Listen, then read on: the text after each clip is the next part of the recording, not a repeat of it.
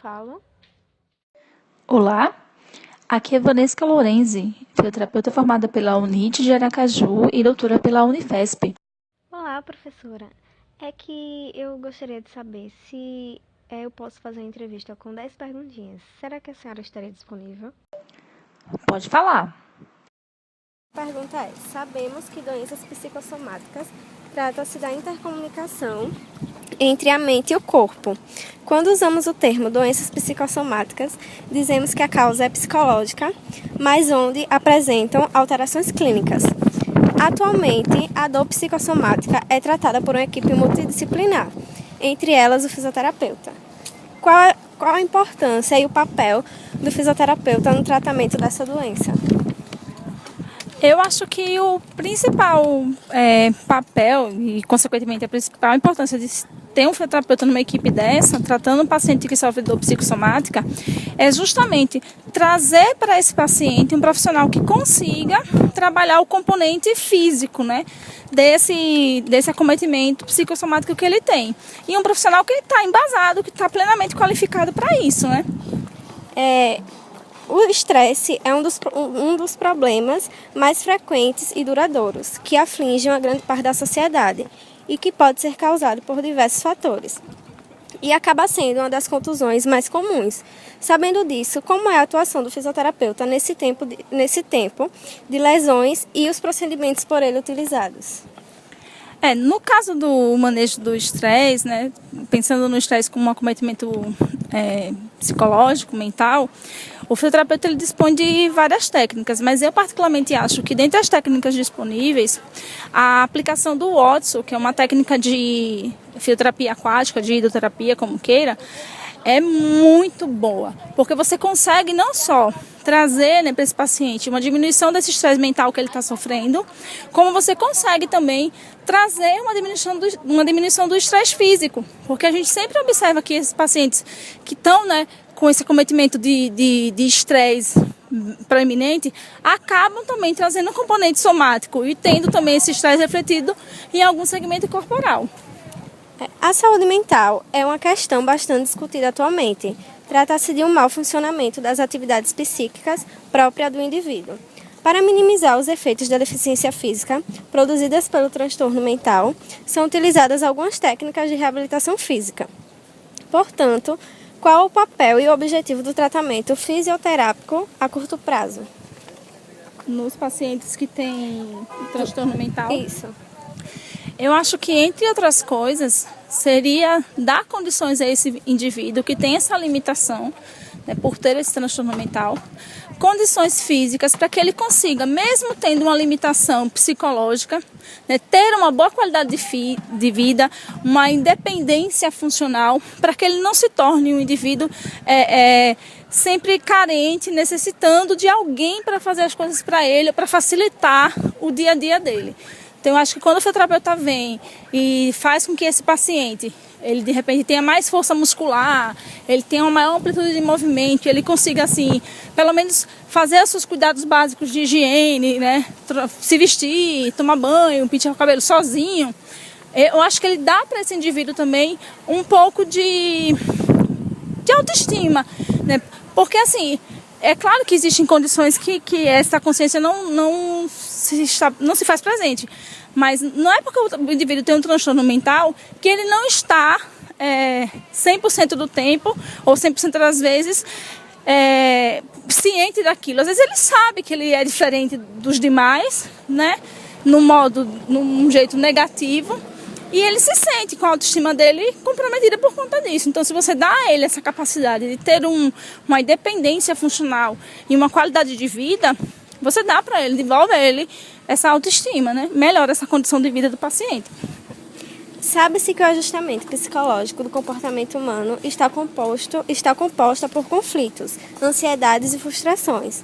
Gostaríamos de saber se existe alguma influência para a eficácia de algum tratamento fisioterápico. Como assim? Se tem algum tratamento da fisioterapia que possa melhorar esses conflitos pessoais do indivíduo? A ansiedade, frustrações. Olha, eu acho que nada assim colocado diretamente para o trabalho da ansiedade e tal. Mas eu acho que Às vezes, o paciente que tem esse problema, mas que está fazendo fisioterapia por algum outro motivo, e de repente você coloca para ele um exercício que precisa de um nível de concentração maior, ou uma destreza, né, específica de um segmento corporal, ou na execução de uma determinada atividade, pode, de repente, se você instrui adequadamente, se você não dá uma atividade assim, com um grau de dificuldade muito grande, que vá muito além da capacidade do paciente, pode acabar proporcionando, sim, que esse indivíduo ele perceba que ele pode vencer obstáculos, que ele pode controlar a ansiedade dele e executar coisas que, num primeiro momento, ele achou que não conseguiria, né, de maneira eficiente. Eu acho que isso pode acontecer. Processos básicos de comportamento humano está relacionado à emoção, percepção, motivação e aprendizagem. Sabe-se que ao decorrer do dia a dia temos muitas vezes tais comportamentos.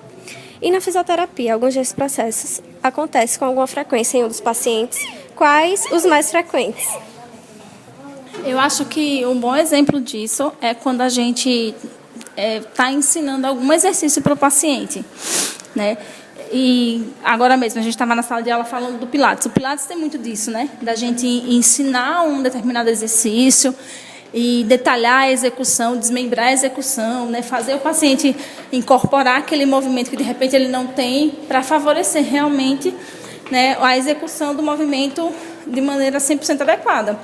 Eu acho que isso é exemplificado sempre quando a gente fala de algum tipo de técnica cinesioterápica, por exemplo. Os mecanismos de defesa são determinados pela forma que se dá pela organização do ego. Existem diversos mecanismos, que, no entanto, um destes é a negação, que é considerado como um mecanismo menos eficaz.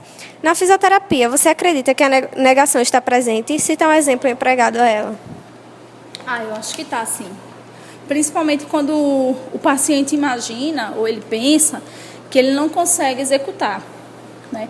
De novo, eu vou dar o Pilates como exemplo. Às vezes a gente está lá no estúdio, né, vai fazer a demonstração do exercício para o paciente, a gente vai explicando, desmembrando e mostrando o exercício, a gente executando. O paciente olha, quase que em 100% dos casos, a primeira percepção dele, a primeira iniciativa é dizendo, eu não vou conseguir. Ele sempre imagina que aquilo é uma coisa que só é capaz de ser feita por alguém altamente treinado e qualificado. E não é assim, né? E eu acho que cabe justamente ao fisioterapeuta pensar nisso. O exercício pode parecer, num primeiro momento, muito difícil. O que é que eu faço para que o meu paciente veja que não é bem assim, que ele só precisa ter um pouco de calma e ir treinando o seu corpo, adaptando o seu corpo à execução do mesmo, né, com 100% de eficiência. Acho que cabe a gente fazer isso. O comportamento humano é o estudo do comportamento do ser humano. Como o próprio nome diz, ele tem como objetivo ajudar a entender as ações realizadas em determinadas situações. Você acha que a fisioterapia atua nesse mesmo preceito? De entender as ações que o nosso corpo faz, com certeza. Eu acho que muitas vezes, inclusive, dependendo da situação, o nosso primeiro passo com o paciente é fazer o paciente perceber o corpo dele. Né? Como é que ele se movimenta, como é o funcionamento biomecânico. Às vezes o paciente está fazendo o movimento errado simplesmente porque ele nunca parou para se olhar, para ver como é que esse movimento se dá, né? E como ele poderia fazer o mesmo movimento de repente, trazendo uma repercussão menos deletéria para o corpo dele. Desenvolvimento humano é o processo de ampliação das liberdades das pessoas, como relação às suas capacidades e às oportunidades ao seu dispor, para que elas possam escolher a vida que o ser humano deseja ter. Contudo, sabe-se que existem muitos fatores no desenvolvimento humano. A fisioterapia pode se encaixar em algum desses fatores? Não só pode se encaixar, como ela pode ser uma ferramenta para ajudar o indivíduo a desenvolver mais, né, o seu organismo e a desenvolver mais esses fatores. E aí, consequentemente, vai ajudar o indivíduo a ter uma desenvoltura, ter uma habilidade melhor. A relação entre o profissional da saúde e o paciente é muito importante para ajudar em qualquer tratamento. Portanto, é necessária a compreensão de ambos. Na sua opinião, qual a importância que você dá a essa relação? Ela é a importância máxima, né? Porque se você não trava um bom entendimento com o seu paciente, e eu posso ir até mais além, falar assim, se você não faz do seu paciente seu cúmplice e vice-versa, a aderência ao tratamento, a confiança em você enquanto terapeuta dele pode ficar seriamente comprometida. Eu acho que o estabelecimento desse vínculo ele tem que ser assim, 100% eficiente, para que realmente a terapia corra super bem. Regressão refere-se a um mecanismo de defesa cujo o indivíduo regride às suas atividades normais. Sabemos que a fisioterapia tem muitos pacientes que, ao decorrer do tratamento, sentem dor e não querem mais voltar.